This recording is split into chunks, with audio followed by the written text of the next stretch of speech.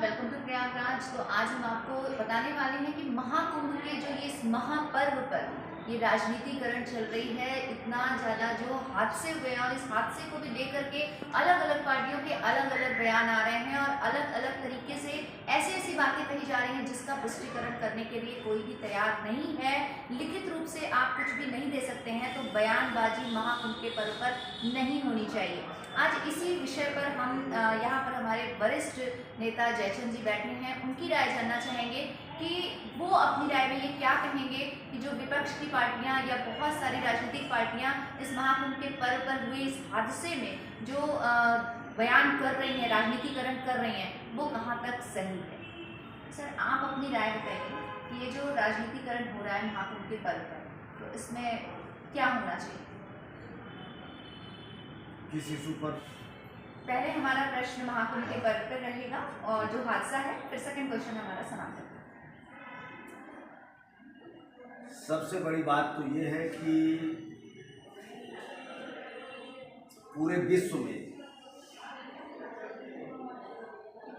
जो महाकुंभ का पर्व चल रहा है, इस तरह का पर्व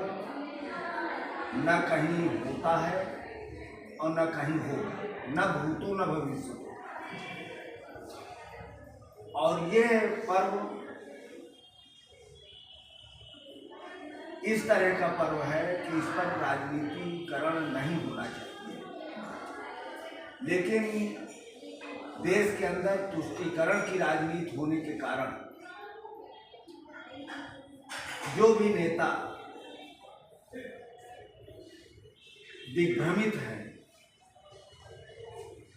व्यक्तिगत स्वार्थ से प्रेरित हैं, ऐसे लोग जो धार्मिक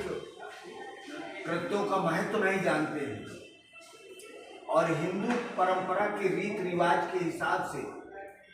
अपने को ढालना नहीं चाहते, चलना नहीं चाहते, ऐसे राजनेता आज इस पर्व पर गंदी राजनीति कर रहे हैं। उनको ये सब राजनीति इस महापर्व पर नहीं करनी चाहिए। इससे ये साबित हो रहा है कि कुछ तथाकथित नेता जो मुस्लिम तुष्टीकरण की राजनीति कर रहे हैं, वो लोग दुर्भावनाओं से प्रेरित होकर वहां पर जो अमावस्या के दिन वहां को की स्थिति पैदा हुई, भगदड़ हुई,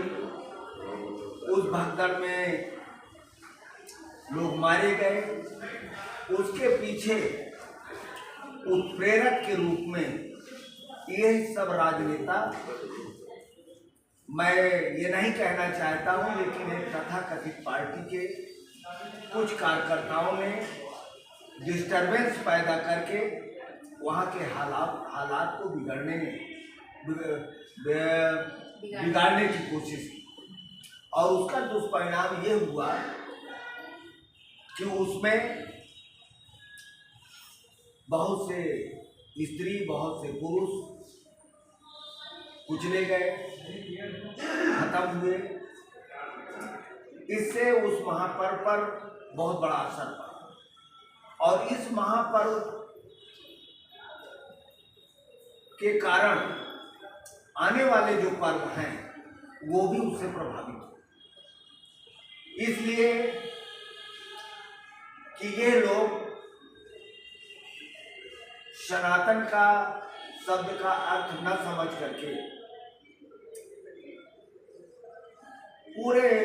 धार्मिक अनुष्ठान को और धार्मिक भावनाओं से प्रेरित होकर लोगों के दिल और दिमाग को चोट पहुंचाने का काम। मैं टीवी में देख रहा था कि पार्लियामेंट के अंदर अखिलेश यादव जैसे नेता, तथाकथित नेता, सनातन का अर्थ भी न जानते होंगे, लेकिन पार्लियामेंट के अंदर बाहर सनातन सनातन कह करके हिंदू हिंदू लोगों का के दिल को ठेस पहुंचाने का काम कर रहे हैं। ऐसे लोग पुरातन परंपराओं से जुड़े हुए लोग जो सनातन के नाम पर हिंदू समाज को जोड़ने का काम किए, देश को विश्व पटल पर स्थापित करने का काम किए। भारतवर्ष किसी समय में सोने की चिड़िया कही जाती थी और वो भारतवर्ष में रहने वाले करोड़ों हिंदुओं की भावनाओं को ठेस पहुंचाने का काम किया। इसलिए मेरा ये कहना है कि जो ये सनातन के पीछे राजनीतिकरण कर रहे हैं और देश को तोड़ने के, समाज को तोड़ने का काम कर रहे हैं, ये बहुत ही गलत है। पहले इनको ये सोचना चाहिए कि सनातन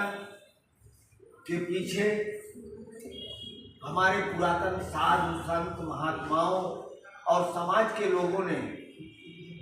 पूरे विश्व मंच पर जो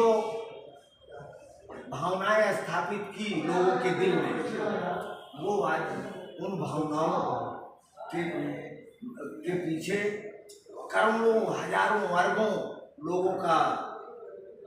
की भावनाएं जुड़ी थी और उन भावनाओं को आज अखिलेश और राहुल जैसे कांग्रेस पार्टी के नेता लोग दिग्भ्रमित करने का काम कर रहे हैं, समाज को तोड़ने का काम कर रहे हैं और धार्मिक भावनाओं को कुचलने का काम कर रहे हैं। ये बहुत ही गलत है और ऐसी गलतियां इनको माफ नहीं करेगी, समाज इनको माफ नहीं करेगा, साधु संत नहीं माफ करेंगे, पूरा हिंदू समाज नहीं माफ करेंगे। और यही कारण है कि इनका दिन प्रतिदिन पराभव होता जा रहा है। देश के विकास और समाज की उन्नति के विषय में इनकी निगाहें नहीं जा रही हैं। केवल भारतीय जनता पार्टी चूंकि सनातन धर्म को देश में पुनर्स्थापित करने का काम कर रही है, साधु संतों के माध्यम से, समाज के अच्छे पढ़े लिखे लोगों के माध्यम से, कि हमारा जो सनातन धर्म था विदेशों तक इसकी चर्चा होती थी, उस सनातन धर्म को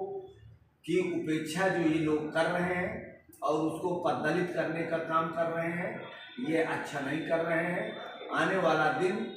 अगर इसी तरह रहा तो इन लोगों का समाज से एकदम बहिष्कृत कर दिए जाएंगे,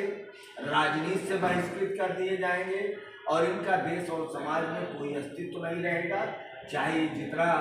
वो करें। लेकिन अब चूंकि सनातन का प्रभाव इस देश के अंदर जनमानस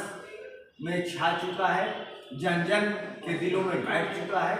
इसलिए इस सनातन धर्म के विषय में अगर ये बोलेंगे तो उसका प्रतिकूल प्रभाव पड़ेगा। ये नहीं समझते हैं कि इसका राजनीति पर क्या प्रभाव पड़ेगा। लेकिन मैं बहुत स्पष्ट बात करना चाहता हूँ कि इन गैर सनातनी लोगों का पराभव होगा और देश और समाज इनको माफ नहीं करेगा। एक सबसे महत्वपूर्ण प्रश्न हम बस छोटा सा ये लेना चाहेंगे कि बहुत सारे जनता के मन में ये है कि मुख्यमंत्री योगी आदित्यनाथ तो महाकुंभ के पर्व पर हर दूसरे तीसरे दिन दिखते रहे, लेकिन कहीं ना कहीं हम लोगों को भाजपा के कार्यकर्ताओं का अभाव दिखा कि वो रोड पर निकल करके ना ही किसी जनमानस की सेवा करते हुए दिखे और ना ही कहीं पर भंडारा या प्रसाद वितरण करते हुए दिखे। तो ऐसा क्यों रहा? ऐसा है कि ये देश का सौभाग्य है कि हमारे देश के प्रधानमंत्री सनातनी विचारधाराओं से ओत-प्रोत होकर के देश और समाज को जो दिशा दे रहे हैं वो अभूतपूर्व है। वही काम योगी जी कर रहे हैं। योगी जी भगवाधारी हैं, उनके अंदर रोम रोम में सनातन धर्म की भावनाएं भरी हुई हैं और उस भावना को लेकर के अगर समाज को जोड़ने का और लोगों को सनातनी बनने के लिए और सनातन धर्म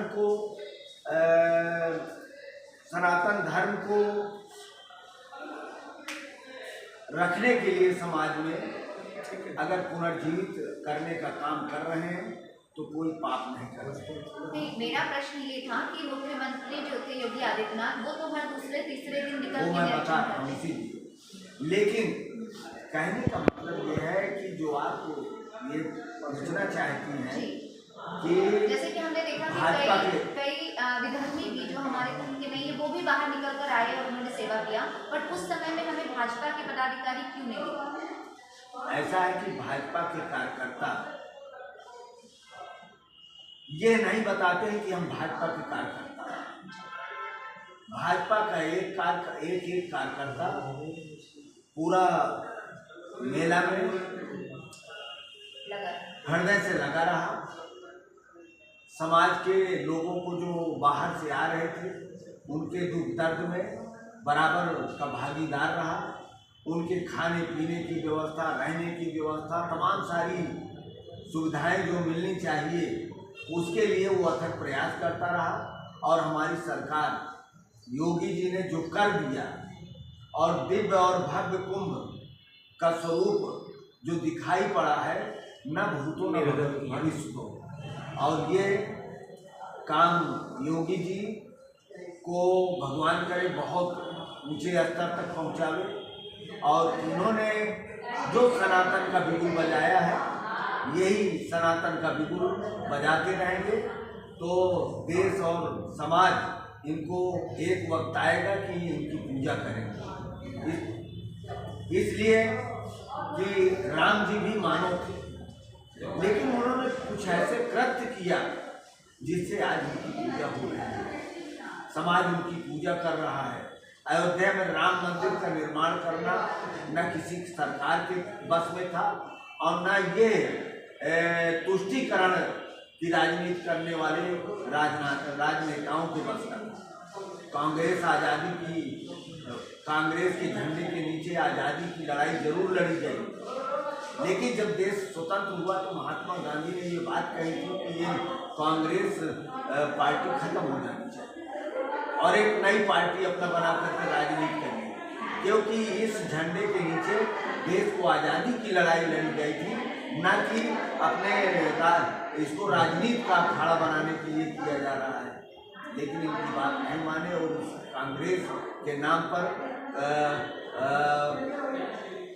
कांग्रेस पार्टी ने